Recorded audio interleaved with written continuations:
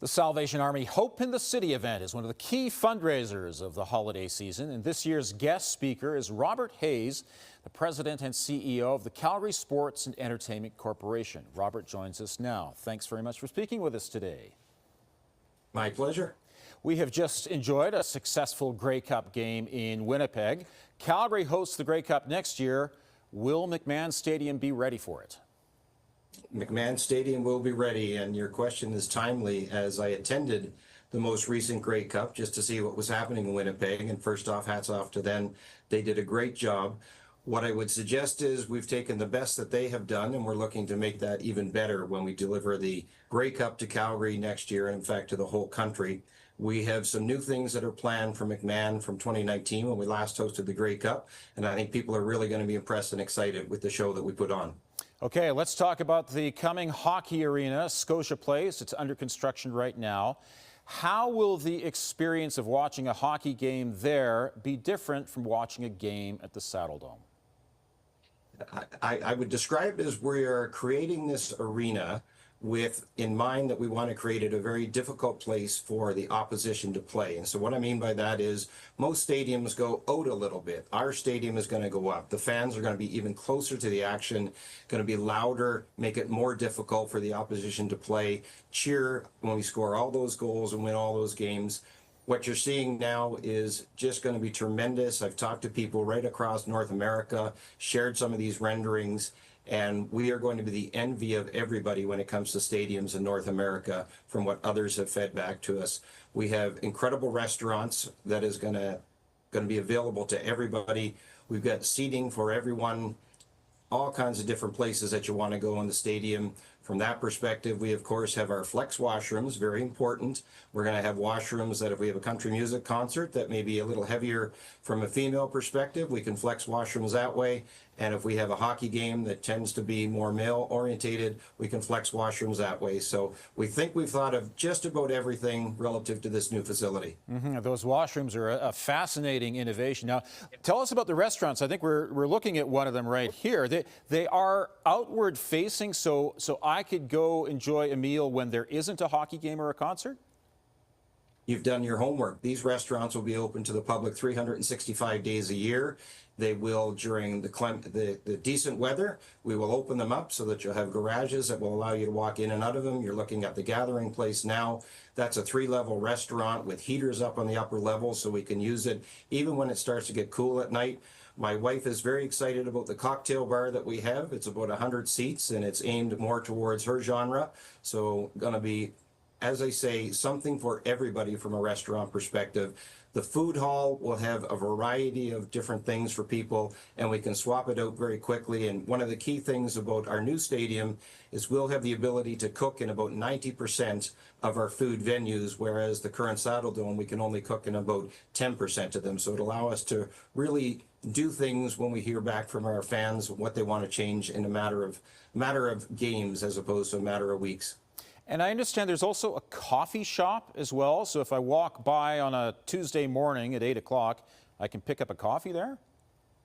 Yeah, the Stevenson building is a historic building in the city. And before I took this job, I was delighted that the city and Calgary Sports Entertainment came to an agreement to take that building and take it down. And it's going to be resurrected and put up. And it will be, again, an indoor-outdoor building. It'll have a coffee shop. It'll have a bakery there. So you can come in and enjoy all your time, again, not 24 hours a day, 365 days a year. And it'll be open, and we hope it'll be utilized very regularly. And there's also a community rink, a smaller one, where minor hockey teams can come play. And I guess the thrill for these young players is that they're playing in the same place where the Calgary Flames will have their practices, right? That is correct. The Flames will walk straight ahead into the main arena, and they'll hang a right to go to the community arena. And that arena will be programmed for minor hockey, and all other community events. My dream is we have things like SO Minor Hockey Championship games in that arena where some of the Flames can come over and watch. You have city and provincial championships for volleyballs and basketballs and those sorts of things. It really does impact the community in a big way. So I'd love to see that.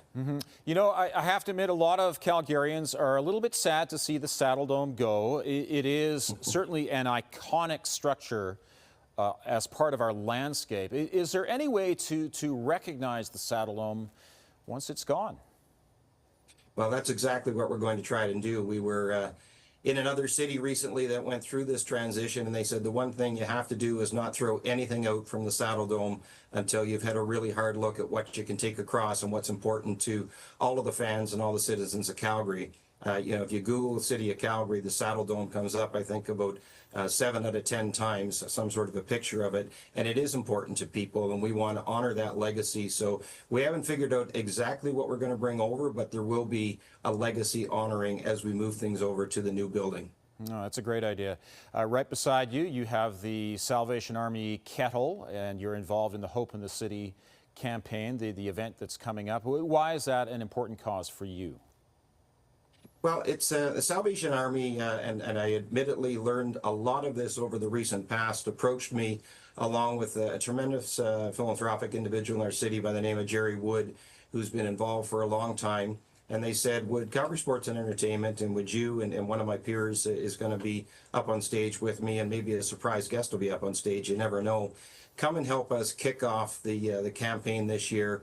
And after doing a little research, I learned to understand that we have a plus 10 year, over a decade interaction with the Salvation Army, supporting them in many different ways. And I took the opportunity to go up to Forest Lawn and see one of their newer facilities, and it really opened my eyes to all that they do in the community.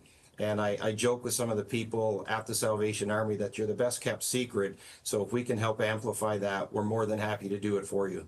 Getting back to Scotia Place, how many more concert acts do you anticipate bringing to Calgary?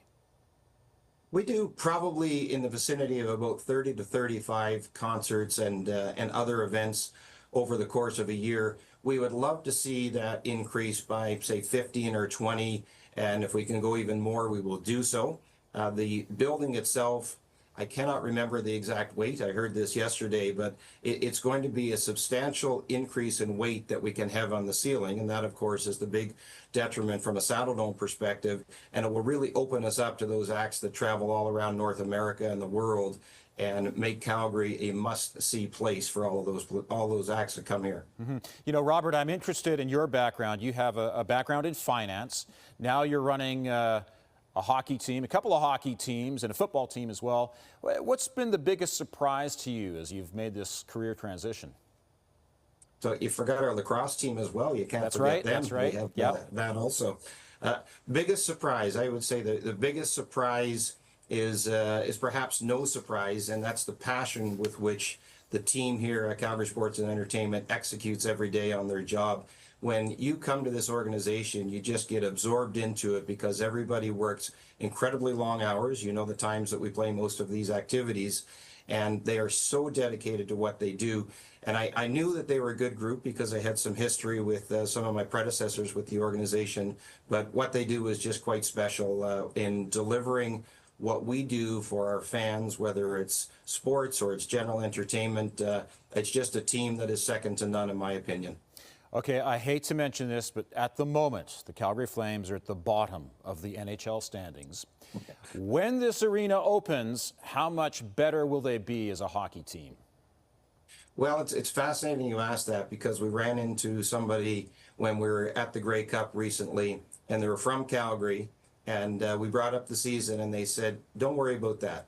We understand that you're building something for the future, and in 2 years' time, when we go into that new arena, it's going to be a special team. We have every confidence there. So I think it's a building process, maybe a little bit of a hiccup early in the season, but it's a very talented team, and I have every confidence that they're going to bounce back, and we're going to have a great rest of the year. Yeah, look forward to the future. Thanks very much for speaking with us today. Very welcome.